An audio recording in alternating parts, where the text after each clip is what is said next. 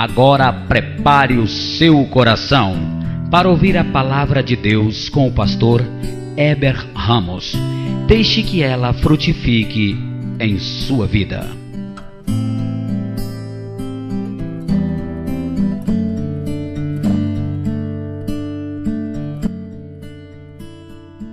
Abra sua Bíblia em Atos. Nós vamos dar continuidade à nossa série de estudos no livro de Atos, no nome do Senhor Jesus. E enquanto os irmãos abram a Bíblia em Atos 13, uma correção. Na semana passada eu tinha dito que boi e vaca, na relação de animais imundos, eu tinha dito que bois e vacas estavam na lista de animais imundos. E não são animais imundos. Boi e vaca, eu já botei a correção lá no vídeo do site e também no YouTube, os irmãos que estão assistindo as ministrações. Então só essa correçãozinha aí. E na quarta ministração tinha dito que Dorcas mandou chamar Pedro para orar por Tabita. Dorca e Tabita são a mesma pessoa. Então, só essas correções aí. Não deixa eu falar errado não, irmãos, me corrija. No final da pregação, me chame no canto, pastor Heber. Hoje eu falei de manhã, analisa o que está sendo pregado, com a Bíblia do lado, irmãos. Olha isso aí, olha a Bíblia, não deixa eu falar besteira não, em nome de Jesus, amém? A responsabilidade aqui é muito grande para falar a palavra do Senhor. Atos 13:1, quem encontrou diga amém. Diz assim: na igreja que estava em Antioquia havia alguns profetas e doutores, a saber, Barnabé e Simeão, chamado Níger, e Lúcio Cirineu, e Manaém, que foram criados com Herodes, o tetrarca, e Saulo. E servindo eles ao Senhor, e jejuando, disse o Espírito Santo: apartai-me a Barnabé e a Saulo para a obra a que os tenho chamado. Então, jejuando e orando, e pondo sobre eles as mãos, os despediram. Senhor nosso Deus, fala conosco através da tua santa e gloriosa palavra. É o que eu te peço nessa noite, Pai, em nome de Jesus. Abençoa, Senhor, as nossas vidas de uma forma toda especial. Toma, Senhor, em tuas mãos as nossas vidas nessa noite. Abençoe tantos os irmãos que estão aqui na nossa igreja, Pai. E abençoa aqueles irmãos que vão ouvir essa palavra e assistir lá no nosso site. Abençoa em nome do Senhor Jesus, pelo teu poder e pela tua graça. É o que eu te peço em nome do Senhor. Amém e amém. Poder assentar, irmãos. Coloca a sua Bíblia aí no banco e dê um aplauso bem forte ao Senhor Jesus. Glória a Deus.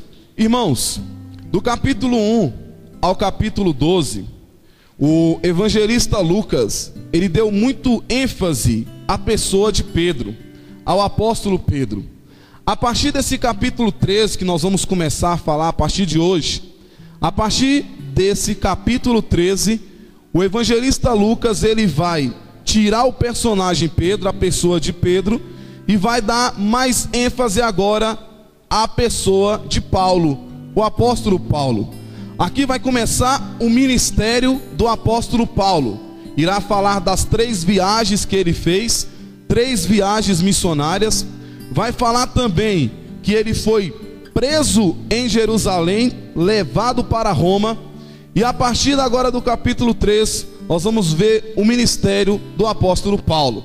Ele era Saulo, nós já falamos do grande encontro que ele teve com o Senhor na estrada de Damasco. E agora já convertido, cheio de Deus, cheio do Espírito Santo do Senhor, Paulo agora vai iniciar o seu ministério. E ele está com um grupo de pessoas. Ele está com Barnabé, ele está com Simeão, ele está com Lúcio, está com Manaém. E ele está simplesmente, diz a Bíblia, que ele estava em Antioquia. E a Bíblia diz aqui no versículo 3, que servindo eles ao Senhor e jejuando, disse ao Espírito Santo: apartai-me a Barnabé e a Saulo para a obra que os tenho chamado. Então a Bíblia diz que aqueles apóstolos colocaram as mãos sobre Paulo, colocaram as mãos sobre Barnabé, e a Bíblia diz então que eles começaram a fazer a obra missionária. E aqui no primeiro ponto dessa noite que eu quero falar, primeiro ponto aqui, que eles jejuaram. eles oraram e eles jejuaram. Nós vamos ver muito isso na Bíblia Sagrada, de jejum e de oração. É muito importante, irmãos, isso na nossa vida. Nós temos que ter a prática do jejum. E eu quero fazer uma pergunta já de início para a igreja. Qual foi a última vez que você jejuou? Qual foi a última vez que eu jejuei? Nós temos que... Eu sei a última vez que eu jejuei. Eu quero saber, a igreja, qual foi a última vez que você jejuou? Nós temos que ter essa prática do jejum. E os apóstolos estavam fazendo o quê? Eles estavam jejuando, eles estavam orando, e eles estavam buscando a Deus. Através do jejum, a vida deles foram transformadas. Eles clamavam a Deus, eles pagavam um preço, eles intercediam, e o nome do Senhor era glorificado e exaltado. Há muitas pessoas passando por crises, há muitas pessoas passando por problemas na família, pessoas passando por problemas financeiros, há muitas pessoas passando por crises conjugal. Igual essa semana no Facebook, uma irmã entrou e ela dizia assim: Pastor Heber, eu estava aqui precisando de alguém para conversar. E aí eu estava desesperada, meu marido está com problema nas drogas, eu estava sem rumo, e de repente eu senti de ligar o computador. Por isso que eu falo, irmãos, o computador não é do diabo não, a internet não é do diabo não, é saber usar, e sabendo usar é uma ferramenta muito própria, muito forte, para trazer a palavra de Deus para aqueles que estão precisando. E ela dizia assim: eu estou precisando conversar com alguém. Aí eu senti de Deus de ligar o computador. Aí eu enviei o convite para o senhor me aceitou. Aí eu ia dormir e o senhor falou: não, volta lá. E quando eu entrei no computador, o senhor estava online.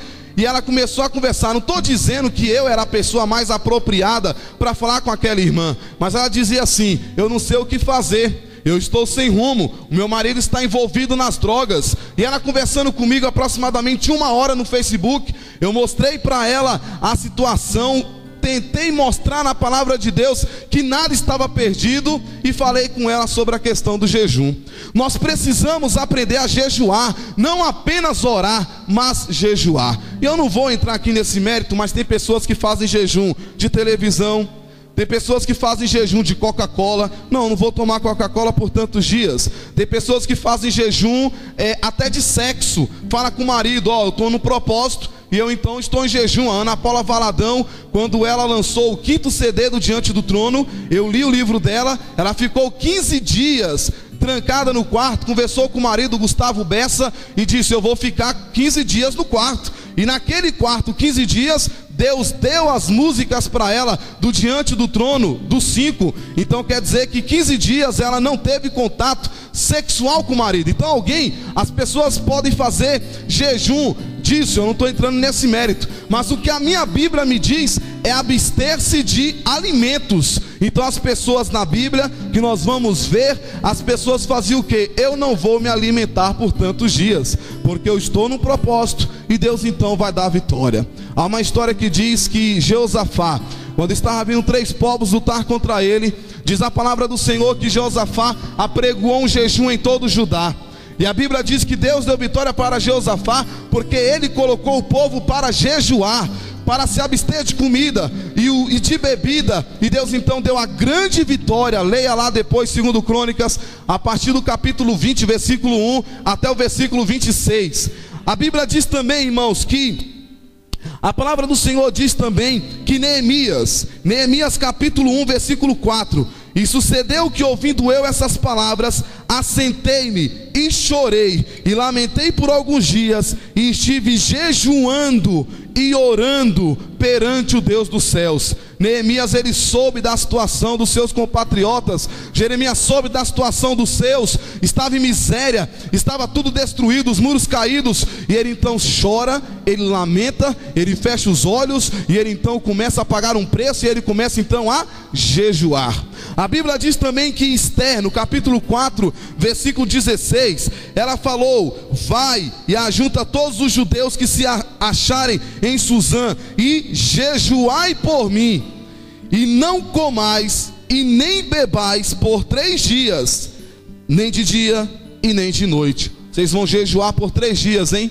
vocês não vão comer de manhã, vocês não vão comer à tarde, vocês não vão comer à noite, vocês não vão comer de madrugada, vocês vão jejuar 3 dias e 3 noites, e eu e as minhas moças também assim jejuaremos, e assim irei ter com o rei, ainda que não é segundo a lei, e perecendo, pereço. Esther arriscou a sua própria vida a ir ao rei, mas ela falou: jejue por mim, pague um preço por mim, porque eu vou estar nessa grande batalha. Dia 19 agora eu tenho um compromisso de jejum com uma irmã, filha de um pastor da cidade do Gama.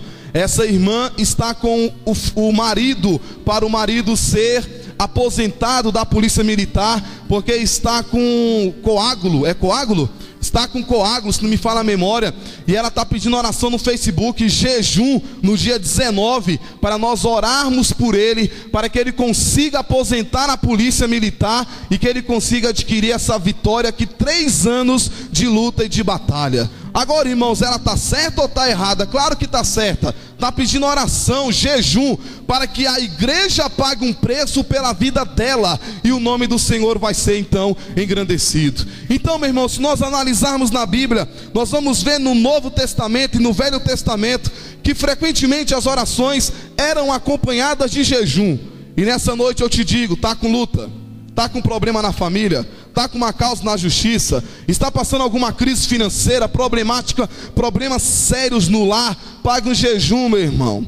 Faça um jejum com compromisso, faça um jejum. Até o próprio Senhor Jesus jejuou. A Bíblia diz que ele, indo para o deserto, ele esteve de jejum por 40 dias. Agora, jejum com propósito. Não é apenas fazer regime. Eu vou deixar de me alimentar de 8 horas da manhã até meio-dia e ficar uma vida de qualquer forma. Não, é compromisso, ligação direta a Deus, e Deus então vai dar vitória. Agora o Senhor Jesus, ele ensinou a respeito do jejum. Onde que o Senhor Jesus ensinou a respeito do jejum? Ele ensinou isso lá em Mateus capítulo 6, versículo 16. Abra por gentileza, Mateus capítulo 6, versículo 16.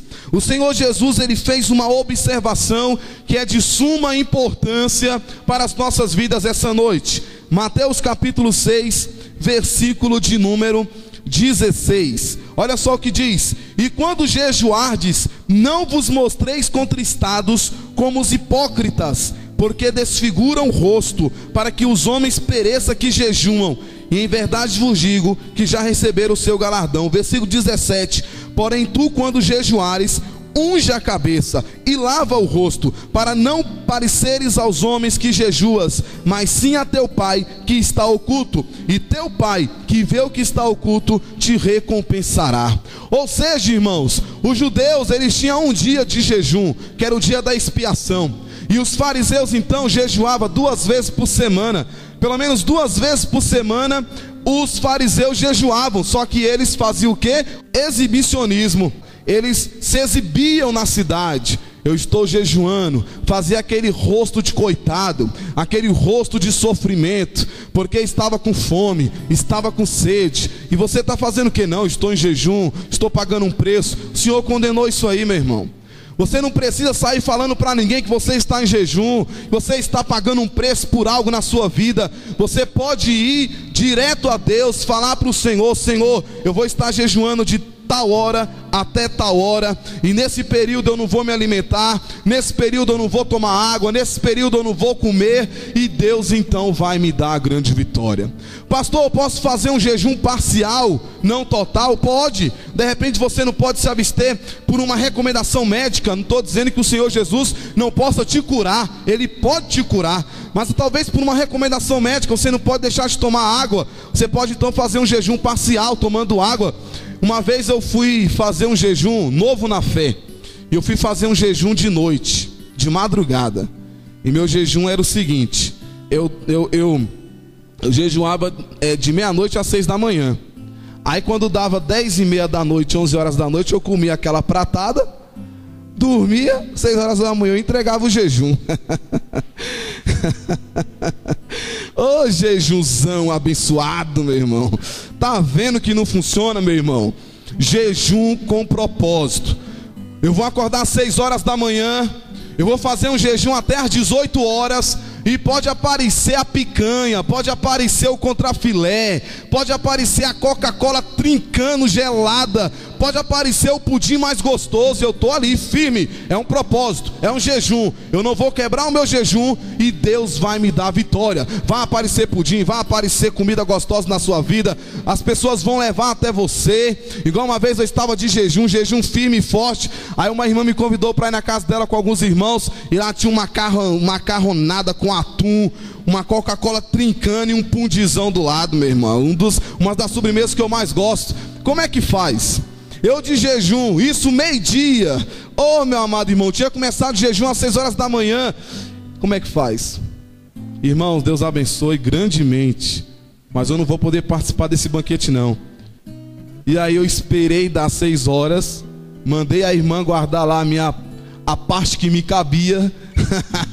E depois de 6 horas, só vitória. Só vitória. Irmãos, eles jejuavam, eles clamavam a Deus, eles buscavam ao Senhor. E tem que pagar um preço, porque o diabo tem pessoas, filhos do diabo, que estão jejuando. Eu já contei um testemunho milhares de vezes, já contei isso muitas vezes nas pregações. E aí conta a história de um pastor que estava vindo para a Itália. E esse pastor estava dentro do avião, e estava ali no avião, seguindo viagem para a Itália. E do lado dele tinha um senhor todo de preto, uma roupa, um jaleco assim, de ponta a ponta, preto, de ponta a ponta, capuz preto, de luvas preta. E ele estava lá no hotel não, no avião, do lado esquerdo. O pastor estava do lado direito. A moça vinha com a bandeja de comida, e a moça vinha aqui para o lado esquerdo, para o lado direito, oferecia aqui para o pastor. E o pastor dizia assim: não, muito obrigado. A alimentação, que já é incluso no pacote aéreo. Aí ia lá do lado esquerdo, oferecia aqui a alimentação para o rapaz, estava todo de preto. E o rapaz dizia para ela: não, muito obrigado. E o voo prosseguindo, lá pelas tantas ela volta de novo, oferece alimentação para o pastor, oferece alimentação para o outro rapaz, e ninguém queria. E ela fica curiosa, e ela fala assim: por gentileza, meu senhor, com o rapaz que estava com o jaleco preto, por gentileza, meu senhor, me responda uma coisa, minha curiosidade é muito grande, por que o senhor não quer se alimentar? E ele falou: minha querida, porque eu sou o sacerdote do diabo, e eu estou indo para uma conferência satânica, para um jejum de 40 dias, para que o diabo possa fazer 3 coisas na face da terra. Primeiro, para que o diabo, o nosso jejum, o nosso compromisso, nós estamos pagando um preço para que o diabo faça 3 coisas. Primeiro, para que o diabo destrua todos os pastores na face da terra. Segundo, nós estamos em jejum lá na Itália para que o diabo destrua todas as igrejas existentes na face da terra. E terceiro, e a mais importante, porque se o diabo consegue destruir a terceira, não temos que nos preocupar nem com a primeira e nem com a segunda. A terceira é para que o diabo destrua todas as crianças existentes na face da terra. O homem de Deus estava do outro lado, o pastorzão levantou e falou assim: escute aqui, você é sacerdote do diabo, está jejuando. Eu sou o sacerdote de Deus, homem de Deus, e eu também estou jejuando. E eu te digo, você pode jejuar 1 ano, pode jejuar 2 anos, pode jejuar 10 anos, que as portas do inferno não prevalecerá contra a igreja do Senhor, porque o Senhor é poderoso, e a tua obra, o teu jejum não terá validade, porque Deus já decretou a vitória na igreja, e as portas do inferno não prevalecerá contra a igreja do Senhor. O rapaz saiu, meu irmão, sem rumo, estava ali no avião, ficou desnorteado, e Deus então fez a grande obra. Assim como tem homens de Deus jejuando, tem filhos do diabo também jejuando. O movimento da Nova Era cresceu com uma mulher chamada Helena Peltana Blavatsky. Ela ficou 10 anos entrancada no quarto espírita, e ela recebeu durante 21 dias um espírito que ela denominou espírito cósmico. E diz a história que Ana Peltana Blavatsky, a fundadora da Nova Era, ela recebeu uma ordem do diabo para que esse plano ficasse em incubação durante 100 anos. Só que a Helena Peltana Blavatsky morre, e a sua substituta Anne Besant assume o plano no ano de 1875. E aí durante 100 anos esse plano ficou em incubação. E aí no ano de 1975, com todo o gás mesmo, o movimento da nova era veio à tona, com tudo que não presta, usando principalmente a mídia para propagar o satanismo, a imoralidade, o homossexualismo, o lesbianismo e tudo que não presta. E ela ficou em jejum, pagou um preço para que o diabo pudesse dar êxito ao plano deles. E eu te digo, irmãos, não adianta. Adianta é o povo de Deus orar, jejuar, pagar um preço, e você vai ver o nome do Senhor sendo glorificado na sua vida. Responda para você: qual foi a última vez que você jejuou? Por esta causa que você tanto precisa que seja solucionada, por essa questão que você tanto precisa que seja resolvida. Paga um preço, meu irmão, de jejum, de oração, e Deus então vai abençoar a sua vida no nome de Jesus. Quem pode dizer amém, diga amém. A Bíblia diz então, irmãos, que eles pagaram um preço de jejum. Então, jejuando e orando, pondo sobre eles as mãos, os despediram. Olha o versículo 4, vá para a sua Bíblia lá para Atos 13, versículo 4. E assim estes, enviados pelo Espírito Santo, desceram a Seleucia, e dali navegaram para Chipre, e chegados a Salamina, anunciavam a palavra de Deus na sinagoga dos judeus, e tinha também o João como cooperador. E havendo atravessado a ilha até Pafos, acharam um certo judeu, mágico, falso profeta, chamado Bar Jesus, o qual estava com o procônsul Sérgio Paulo, varão prudente. Este, chamando a si Barnabé e Saulo, procurava muito ouvir a palavra de Deus. Olha todos para mim. Nessa ilha de Chipre havia uma espécie de um governador chamado Sérgio Paulo. E esse homem chamado Sérgio Paulo, eles queria ouvir Saulo e Barnabé falando de Jesus. Era interesse deles, ele queria conhecer a palavra de Deus. E esse homem chamado Sérgio Paulo, e que era ali como se o procônsul, ali como se fosse o governador dessa ilha de Chipre, chama Saulo e Barnabé para poder falar de Jesus. E eles então têm uma grande dificuldade, porque ali também tinha quem, irmãos? Bar Jesus. Bar Jesus era um vidente, Bar Jesus era um mágico, Bar Jesus era um encantador. E Bar Jesus não queria que Sérgio Paulo ouvisse a palavra de Deus de Paulo e Barnabé. E aí o que eles fizeram? Eles perceberam que ali era uma obra maligna. Ele estava tentando impedir que a palavra de Deus chegasse a esse homem Sérgio Paulo. E aí o que diz, irmãos, a palavra do Senhor? A Bíblia diz no versículo 8: mas resistia-lhes Elimas, que é a mesma pessoa, um encantador, porque assim se interpreta o seu nome, procurando apartar a fé do procônsul. Todavia, Saulo, que também se chama Paulo, cheio do Espírito Santo, e fixando os olhos nele, disse: ó filho do diabo, cheio de todo engano e de toda malícia, inimigo de toda justiça, não cessarás de perturbar os retos caminhos do Senhor? Ou seja, irmãos, Paulo, que a partir de agora foi chamado Paulo, porque até então ele era Saulo, é a primeira vez que se chama Paulo aqui. Ele fixou os olhos no Bar Jesus e falou: ó filho do diabo, você está atrapalhando a obra de Deus. E a Bíblia diz então que ele falou com dureza, falou com firmeza, falou com ousadia, e o nome do Senhor foi glorificado. Esse procônsul Sérgio Paulo entrega a vida para o Senhor, escuta a palavra, e Deus então deu a vitória. Qual era o grande medo de Bar Jesus? O grande medo era o seguinte: os grandes líderes, os grandes governadores geralmente tinham ao seu lado um vidente, geralmente tinha ao seu lado um mágico, geralmente tinha ao seu lado um encantador. Era mais ou menos assim: o que vai acontecer comigo daqui a um mês? O que vai acontecer comigo daqui a uma semana?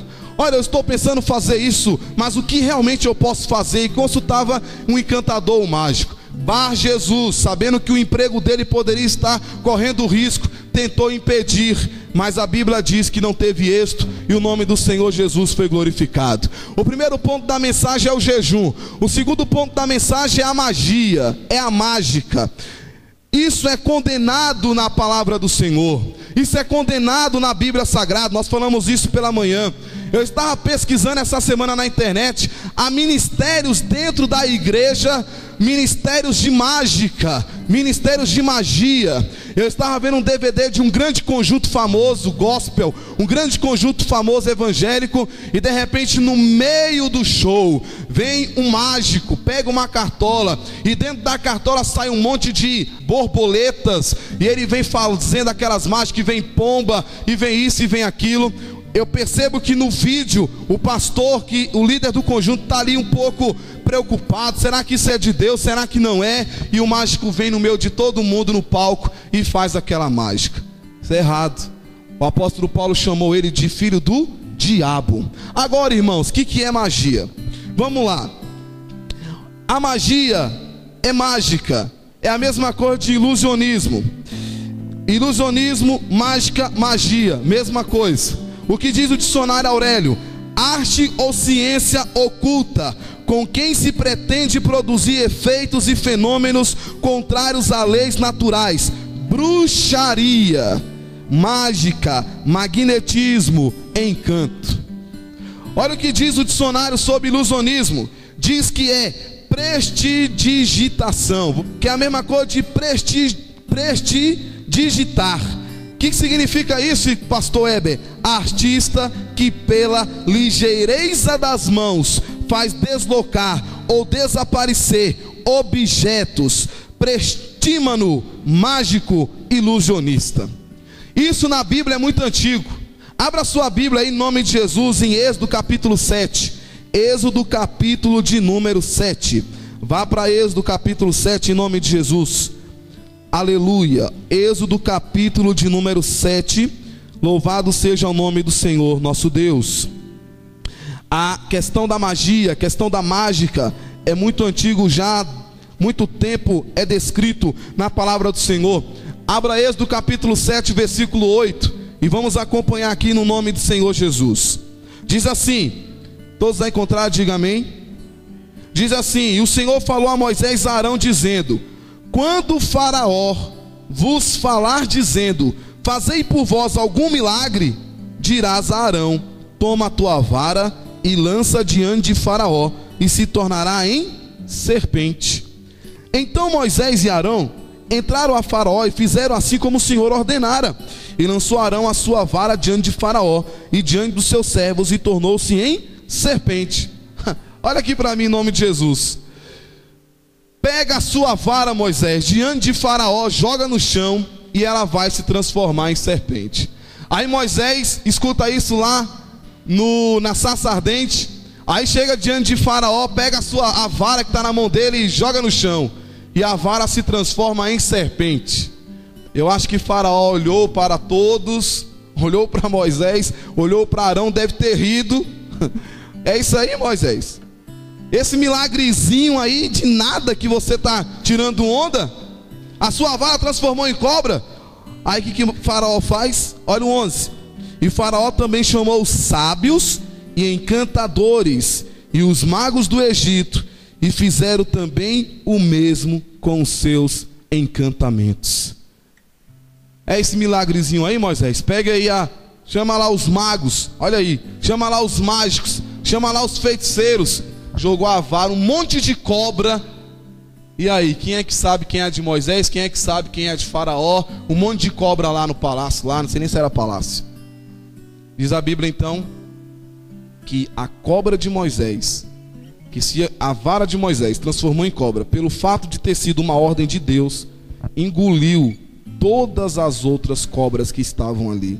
E diz a palavra do Senhor: porque cada um lançou a sua vara e tornaram-se em serpente, mas a vara de Arão tragou as varas dele. Porém o coração de Faraó se endureceu e não os ouviu como o Senhor tinha feito. Ou seja, irmãos, aqui não foi mágica não, foi um milagre de Deus. Deus transformou a vara em cobra, e Deus pode transformar o que Ele quiser, porque Ele é Deus.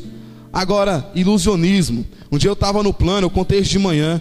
O camarada pegou a mão, abriu assim, ó, lá no plano piloto, colocou uma caixa de fósforo e disse: anda, fica em pé, abre. A caixinha andou, ficou em pé e abriu. Meu primo estava do meu lado e falou assim: isso aí é o capeta que está fazendo isso aí. Ilusionismo, engano. Esse mágico, irmãos, tentou impedir que a palavra de Deus chegasse a Sérgio Paulo, procônsul, governador daquela ilha de Chipre. E o apóstolo Paulo, com autoridade: ó filho do diabo, você está sendo envolvido com todo o engano. Olha só, irmãos, com autoridade o apóstolo Paulo falou isso: ó filho do diabo, cheio de todo engano e de toda malícia, inimigo de toda justiça, não cessará de perturbar os restos caminhos do Senhor. Sabe o que aconteceu com esse mágico? Ficou cego. Olha qual a autoridade de Deus na vida de Paulo: e eis aí, pois agora contra ti a mão do Senhor, e ficará cego, sem ver o sol por algum tempo. A Bíblia diz que ele ficou cego, e a Bíblia diz que no mesmo instante a escuridão e as trevas caíram sobre ele, e andando à roda buscava quem o guiasse pela mão. Então o procônsul, vendo o que havia acontecido, creu, maravilhado na doutrina do Senhor. Aqui eu aprendo outra coisa. Eu aprendo aqui, irmãos, que o terceiro ponto, nós temos que usar a autoridade que Deus nos deu sem rodeios.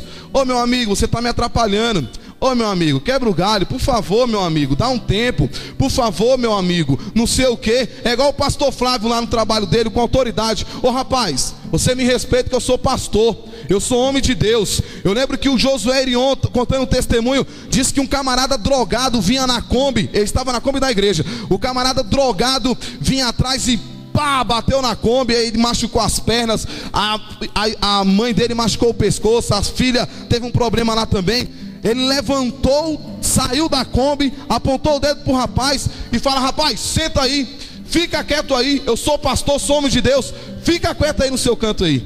E estava escrito aqui, ó, uma caveira, escrito um negócio lá na camisa dele. Ele ficou quieto lá e resolveu a situação. Tem situação, irmão, que você tem que usar a sua autoridade. A autoridade não é ignorância, a autoridade não é autoritarismo, mas você às vezes tem que chegar e falar: ô filho do diabo mesmo, como João falava, ó raça de víboras. Porque, irmãos, existe uma influência maligna para impedir que a palavra de Deus seja ministrada. Quando você for falar a palavra de Deus, não adianta que você vai ter paz muitas das vezes, não. O diabo vai impedir, para que você, vai tentar impedir para que essa palavra não chegue aos ouvidos daqueles que estão precisando. Mas você vai conseguir discernir que é uma ação demoníaca, e pela autoridade que Deus te deu, você vai levantar a mão e vai mandar o diabo sair, vai cair por terra, e o nome de Jesus vai ser glorificado e exaltado. Hoje lá em casa, no maior silêncio, quando eu abri a Bíblia, o meu vizinho colocou um forrozão, irmãos, na maior altura o som.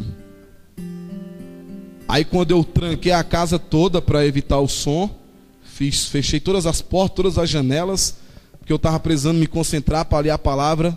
O camarada desligou o som. Me explica isso, irmãos. Foi eu entrar na minha casa quando não me incomodava mais. Isso foi hoje. Quando não me incomodava mais, quando eu sentei na cadeira, abri a Bíblia na mesa lá da sala, o som parou. O diabo conhece você. O diabo sabe quem você é. O diabo sabe do propósito que Deus tem na sua vida, e ele vai tentar impedir e calar a sua voz, para que você não ganhe almas para o Senhor Jesus. Esse camarada foi tentar impedir Paulo e Barnabé, quebrou a cara, ainda ficou cego. E Paulo ainda foi bonzinho com ele, falou assim: ó, por algum tempo você vai ficar sem ver, por algum tempo. E ele precisou ser guiado pelos outros. E aí nós entramos no terceiro ponto, já estamos aqui no versículo 13. A Bíblia diz, Atos 13:13: e partindo de Pafos, Paulo e os que estavam com ele chegaram a Perge na Pifília, mas João apartou-se deles, voltando para Jerusalém. E eles, saindo de Perge, chegaram a Antioquia da Pisídia, e entraram na sinagoga num dia de sábado e assentaram-se. E depois da lição da lei e dos profetas, lhe mandaram dizer os principais da sinagoga: varões e irmãos, se tendes alguma palavra de consolação para o povo falar, falai. Olha aqui para mim, em nome de Jesus. Sabe qual é o quarto ponto da mensagem de hoje? Não desperdice oportunidade quando recebê-las para falar de Jesus. Está lá Paulo e Barnabé, sentou lá na sinagoga para ouvir aqueles homens falar. Como é que era realizado um culto na sinagoga? Primeiro eles comentavam e lia um texto que está lá em Deuteronômio 6, versículo 4. eles liam esse texto lá na sinagoga: ouve Israel, ó Senhor, nosso Deus é o único Senhor. E eles liam esse texto, e o meu comentário diz que acontecia uma recitação do Shema, que é esse texto de Deuteronômio 6,4. Depois oravam e fazia a leitura de um texto do Pentateuco, de um texto da Torá, de um texto da lei, seja de Gênesis, ou Êxodo, ou Levítico, ou Número, ou Deuteronômio. E eles simplesmente já escalavam alguém para pregar, para trazer o sermão. Mas quando tinha um mestre, porque Paulo era considerado um mestre, quando tinha um mestre, dava a oportunidade. Paulo poderia ter ficado calado e dito assim: não, deixa para uma outra oportunidade, não, deixa para um outro dia. Estou chegando agora aqui na sinagoga, vamos deixar para outro dia. Eles estavam reunidos em um sábado, irmãos. Preste atenção. Quando esses judeus, esses homens deram oportunidade para Paulo, ele não desperdiçou oportunidade não. Ele pegou, levantou, pediu que o povo fizesse silêncio, e diz a Bíblia que ele começou a falar, aqui no versículo de número 16. E levantando-se Paulo, e pedindo silêncio com a mão, disse: varões israelitas, e os que temeis a Deus, ouvi. O Deus desse povo de Israel escolheu a nossos pais e exaltou o povo, sendo ele estrangeiro na terra do Egito, e com braço poderoso tirou dela, exportou os seus costumes no deserto, por espaço de quase 40 anos. Olha todos para mim, e começa, vai falando de Moisés, vai passando pelo primeiro rei de Israel, Saul. Fala que Saul foi buscar as ovelhas do seu pai chamado Quis, que ele foi ungido como rei de Israel. Deve ter dito que Saul vacilou, perdeu o cargo, entrou Davi. Disse que da descendência de Davi veio Jesus, e que Jesus foi crucificado, que Jesus ressuscitou dentre os mortos. E Paulo está ali na sinagoga falando para todos aqueles que estavam ali. E diz a Bíblia então, irmãos, que os judeus começaram a ficar inquietos com isso. Começaram a ficar inquietos. Não estava gostando muito da oportunidade que Paulo estava falando. Não estava gostando muito da saudação, do sermão que Paulo estava falando ali com autoridade. E ele vem falando tudo isso. Aí quando chega aqui no versículo de número 42, lá na sua Bíblia, versículo 42: e saídos os judeus da sinagoga, os gentios rogaram que no sábado seguinte lhes fossem ditas as mesmas coisas. Era mais ou menos assim. Os judeus saíram, não gostaram do argumento. Quando Paulo e Barnabé estão saindo da sinagoga, aquele grupão cerca ele assim e fala: ô meu querido, tem como no próximo sábado falar isso aos gentios? Tem como? Será que tem como no próximo sábado? Tem compromisso? Tem alguma coisa marcada para o próximo sábado? Aí Paulo e Barnabé, que não perde oportunidade, falou: beleza então, sábado que vem está marcado. Pensa numa divulgação, meu irmão. Os gentios saíram no meio da cidade, falando: olha, eu fiquei maravilhado com o que eu ouvi na sinagoga. Dois homens de Deus, um chamado Paulo, um chamado Barnabé, eles falaram com autoridade, falaram com amor. Ele fez uma exposição desde lá do Egito até a ressurreição de Jesus. E não perca, em sábado que vem, venha ouvir esta palavra, e Deus então vai fazer a grande obra. Olha para a Bíblia em nome de Jesus, capítulo 44, irmãos. E no sábado seguinte, ajuntou-se quase toda a cidade a ouvir a palavra de Deus. Quase toda a cidade, meu irmão, estava ali para ouvir Paulo e Barnabé falar. Eu pergunto, se Barnabé e Paulo não pegassem aquela oportunidade ali, irmãos, eles receberam uma oportunidade. Se não tivesse recebido essa oportunidade e tivesse descartado, tinha a cidade inteira reunida não. Mas eles: é agora, a oportunidade é agora. Quantas oportunidades você já recebeu no seu trabalho para falar de Jesus? Quantas oportunidades eu já recebi para falar de Jesus e não falei de Jesus? Quantas oportunidades Deus nos dá nessa nossa vida, meu irmão.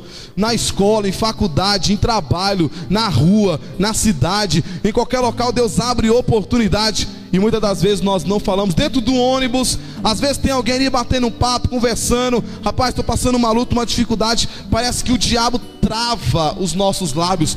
Parece que coloca um zíper nos lábios e não sai nada. E nessa noite, irmãos, Deus está mandando quebrar isso em nome de Jesus. Não desperdice as oportunidades, e Deus vai abençoar a sua vida no nome de Jesus. Você imaginou a cena? Você imaginou a cena? Paulo e Barnabé entrou na sinagoga para ouvir eles lá no culto, irmãos. Eles abriram a lei, eles abriram um texto do Pentateuco, e alguém pregou e falou assim: vocês querem falar alguma coisa? É mais ou menos igual a gente faz no culto mesmo. Está conosco, qual é o seu nome? Meu nome é Paulo. Qual é o seu nome? É Barnabé. Vocês querem falar alguma coisa? Paulo: eu quero. Eu posso falar? Pode. Aí Paulo, muito inteligente, irmãos, olha só. Os irmãos lembram na lição passada que Cornélio foi um gentil, e Deus mandou Pedro vir de Jope para falar com Cornélio, e Cornélio entregou a vida ao Senhor sendo gentil. Paulo: é agora que eu vou ganhar os gentios, é agora que eu vou divulgar a palavra para os gentios. Já foi dito que o Senhor, a salvação é tanto para judeus como para os gentios, para os gregos. É agora, é a oportunidade, é agora. Eu estou dentro de uma sinagoga judaica, é agora que eu vou falar a palavra de Deus. Se você receber uma oportunidade para pregar lá na igreja católica,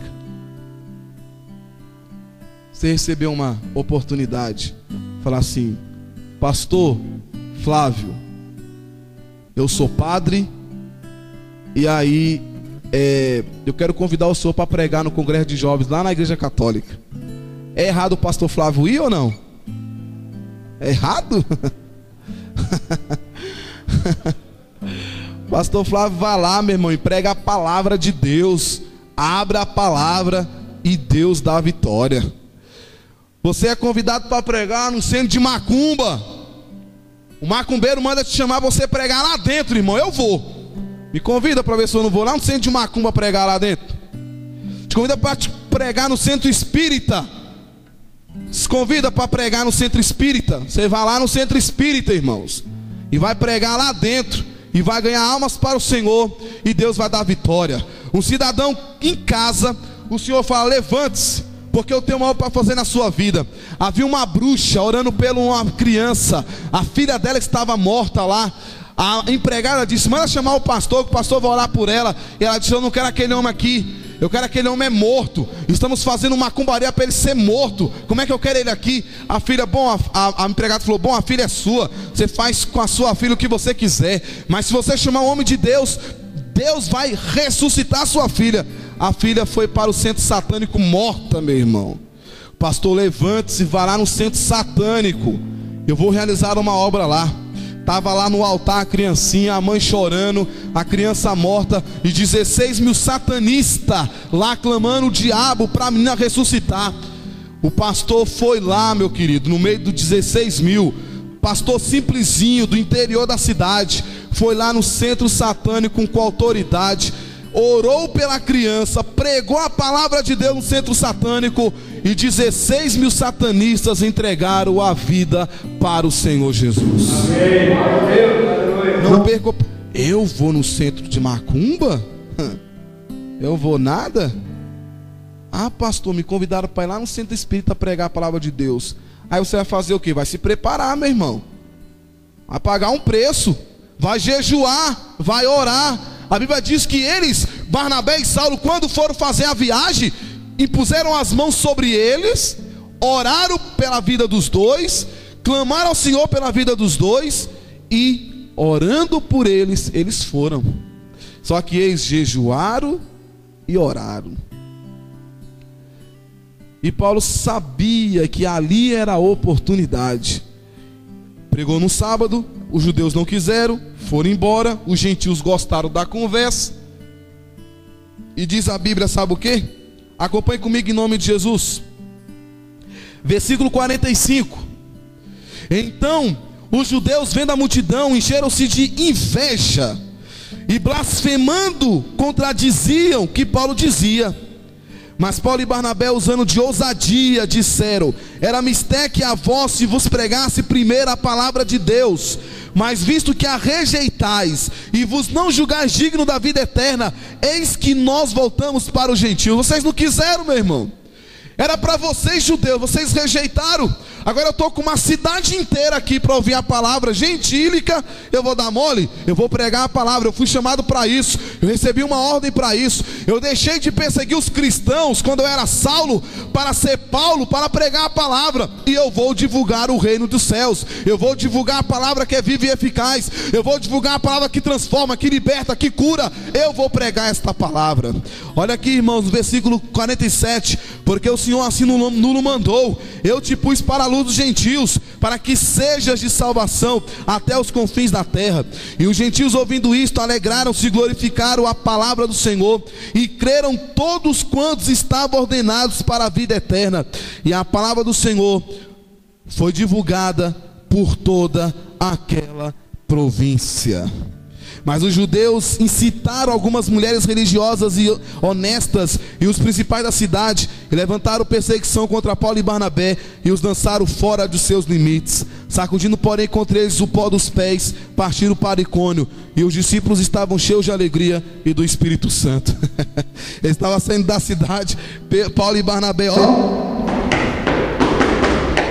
sacudiu, foi o pezão lá da poeira, tipo assim: eles não querem ouvir a palavra, eles estão rejeitando a palavra, eles não querem ouvir a palavra.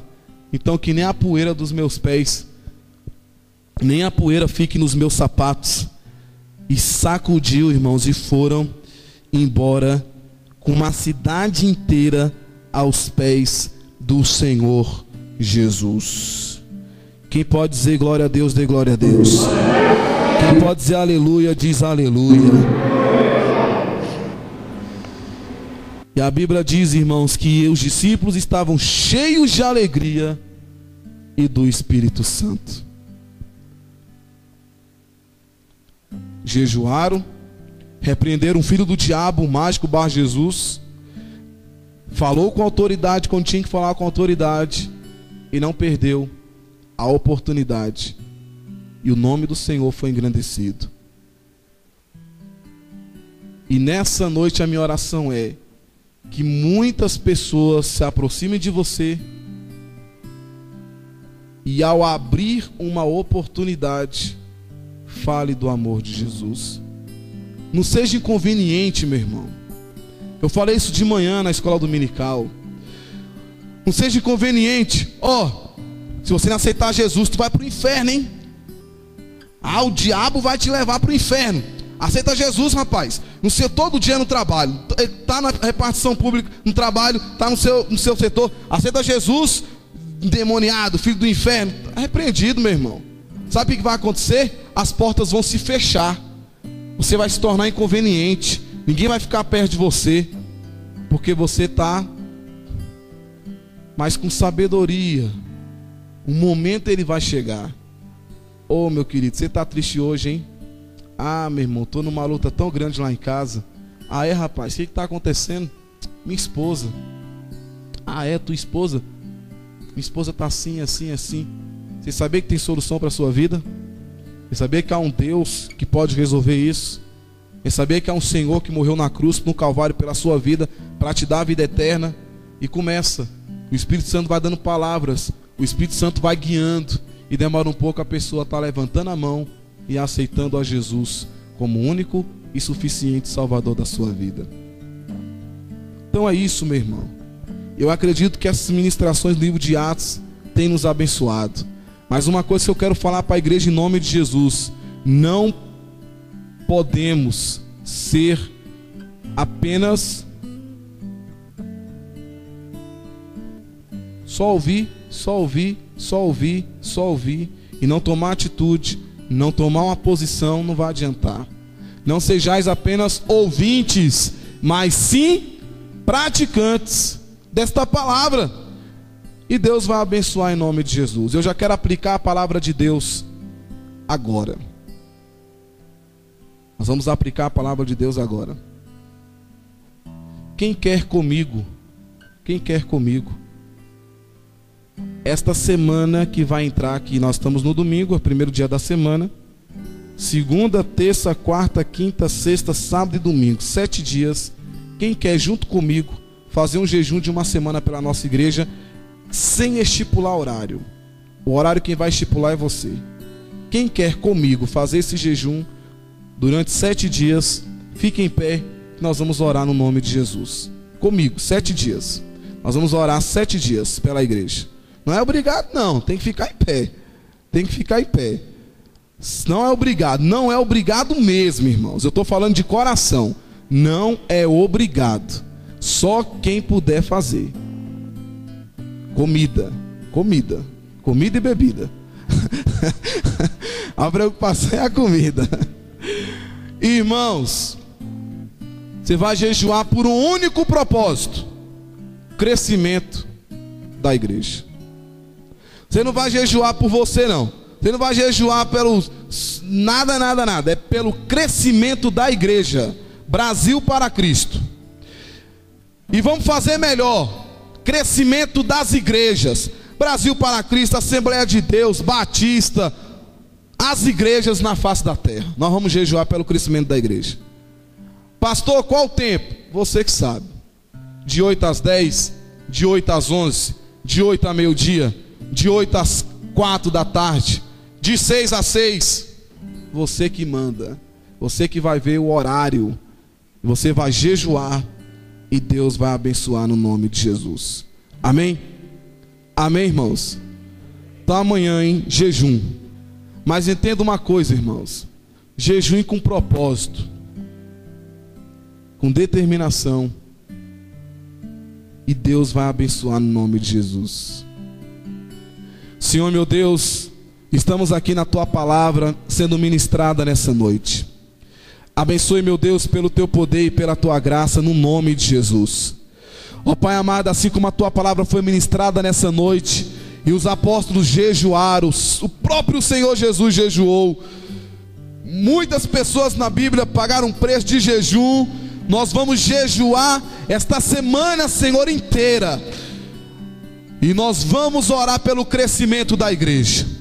Não apenas o crescimento da nossa denominação Brasil para Cristo, mas nós oramos também pelo crescimento das outras denominações que são irmãos nossos, Pai. Eu te peço, meu Deus, em nome de Jesus, Pai amado, que possamos ouvir a Tua palavra e o Teu nome possa ser glorificado e exaltado, meu Deus. Eu te peço, meu Pai, em nome de Jesus. Obrigado, meu Deus, nessa noite, pela Tua palavra, no nome de Jesus. Vire para o seu irmão e fala assim: não desperdice nenhuma oportunidade. Quando ela vier, abrace e fale de Jesus e ganhe almas para o Senhor, porque foi para isso que você foi levantado nessa terra. Dê um aplauso bem forte ao Senhor Jesus. Glória a Deus. Amém.